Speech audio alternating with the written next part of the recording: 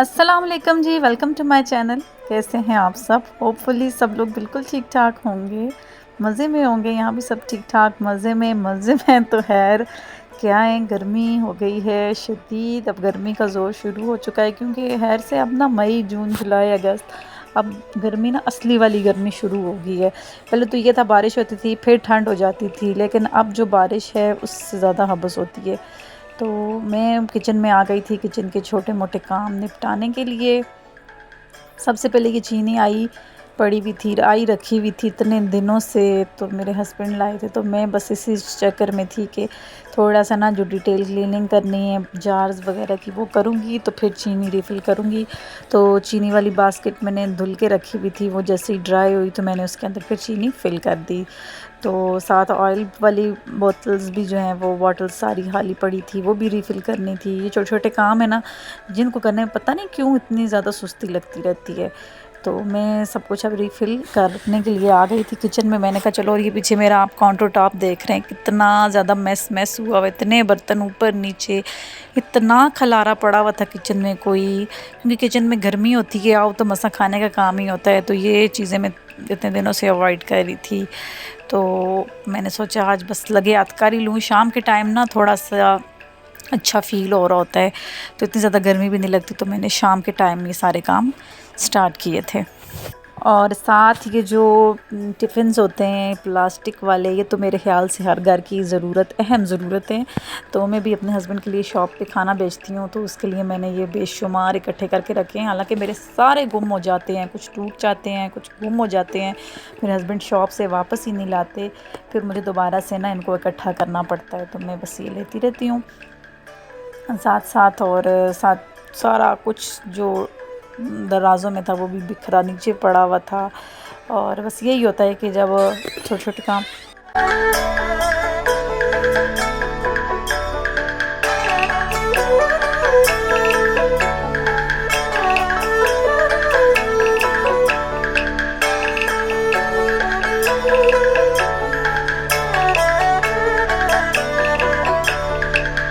अच्छा, तो मेरे ये जो चीनी पत्ती वाले जार थे ना, जब से मैंने इनको चीनी पत्ती इन जार्स में डाली थी, तब से मैंने शायद इनको ईद पे धोया था। उसके बाद मैंने इन्हें वॉश ही नहीं किया था। तो मैंने सोचा अब ये खाली भी हैं, हो गए हैं, फ़िल करने हैं, तो इससे अच्छा है कि मैं इनको धो के अच्छे से फ़िल कर लूँ, क्योंकि ऑयल वाले पराठा बनाते हुए या कोई भी चिकनाई वाली चीज़ बनाते हुए ना, साथ चाय रखी हो तो इन पे हाथ मस्त लगते हैं। और बच्चे जो है वो आजकल टैंग और गर्मी के जितनी भी ड्रिंक्स हैं उनमें चीनी डालते हैं, तो वो भी गंदे मंदे हाथ लगाते हैं, तो फिर बाहर से ना ऐसे चिप हो जाते हैं, तो बहुत ही उलझन होती थी मुझे। मैंने सोचा बस इनको धो दूँ। ये देखें मेरा काउंटर टॉप कितना ज़्यादा फैला हुआ है, फ़िज़ूल चीज़ें इधर-उधर बिखरी हुई हैं। इतनी मुझ इत इतनी मुझे हैरानगी हो रही थी ना कि मैं कर क्या रही थी कि ये ज़रा-ज़रा सी चीज़ जो है वो पड़ी हुई है। अब चलें, अब एक चुटकी बजाई और मेरा काम ख़त्म हो गया। ये कांच की चुटकी बजाने से ऐसा हो जाता, लेकिन ऐसा नहीं होता है। आपको हर चीज़ मेहनत के बाद ही मिलती है। तो तकरीबन दिखने में लग रहा था, लेकिन इसको ऑर्गेनाइज़ करने में भी मुझे तकरीबन आधे से घंटे से ज़्यादा लग गया था। बस किचन मेरा जो है वो नीटली क्लीन हो गया। तो उसके बाद मैं आ गई वॉशरूम। बच्चों के यूनिफ़ॉर्म्स में भिगो के गई हुई थी ना, पता है क्या कि मैंने वॉशिंग मशीन में नहीं डाली हैं, क्योंकि थोड़ा-सा मेरे घर में बाहर की तरफ से ना कलर का काम हो रहा है, तो कपड़े बाहर फैलाने बड़े मुश्किल हैं। वो गंद उड़ के वो सब कुछ, तो कपड़े फ़ायदा नहीं था धोने का, तो मैंने सोचा मैं इस तरह आज भिगो के सिर्फ़ यूनिफ़ॉर्म जो ज़रूरी हैं वो वॉश कर लेती हूँ। बाकी चलें वो काम ख़त्म होगा तो फिर मैं कर लूँगी। तो बस मैंने बच्चों की यूनिफ़ॉर्म दिन से भिगोई भी थी, जैसे ही वो स्कूल से आए थे भिगो दी थी। तो अब मैं उनको हाथों से ही साफ़ करके तो बाहर फैला दूँगी। इस तरह क्या होता है ना कि एक तो वाइट शर्ट्स होती हैं, साफ़ भी हो जाती हैं वाइट शर्ट्स। मैंने ना बच्चों की स्पेयर रखी हुई है, माशाल्लाह से मेरे 3 बच्चे हैं, तो मैंने 2-2 शर्ट्स रखी हुई हैं। तो एक तो होता है कि मैं धो देती हूँ, दूसरी होती हैं मेरी आज सारी शर्ट्स जितनी भी बच्चों की थी गंदी हो जाती हैं, क्योंकि गर्मी इतनी ज़्यादा है। और बच्चे एक वाइट शर्ट एक दिन से ज़्यादा नहीं चल सकती। सर्दियों में ये होता है कि ऊपर स्वेटर्स ब्लेज़र्स होते हैं तो वो चल जाती हैं, लेकिन गर्मियों में मुझे रोज़ के रोज़ हाथ की हाथ धोनी पड़ती हैं। तो मैंने इनको इस तरह से धो लिया था, जल्दी से अच्छे से साफ़ भी हो गई थी। हाथों से ना साफ़ अच्छे से हो जाती हैं, ऊपर बुरे से रगड़ के मैंने अच्छे तरीके से धो दी थी। और पैंट्स भी इतनी गंदी थी, इनका कलर वाली ब्लैक पैंट्स हैं, तो फिर बहुत ज़्यादा मेल लग रही थी इनमें ना, पता नहीं चलता लेकिन मेल बहुत ज़्यादा हो जाती है। ब्लैक है ना, तो बस अब जल्दी से इनको निकाल के तो बाहर फैला दूँगी, फिर उसके बाद शाम को मैं रात को बल्कि इस्त्री कर लूँगी, तो मेरा यह काम भी फिनिश हो जाएगा ऑलमोस्ट।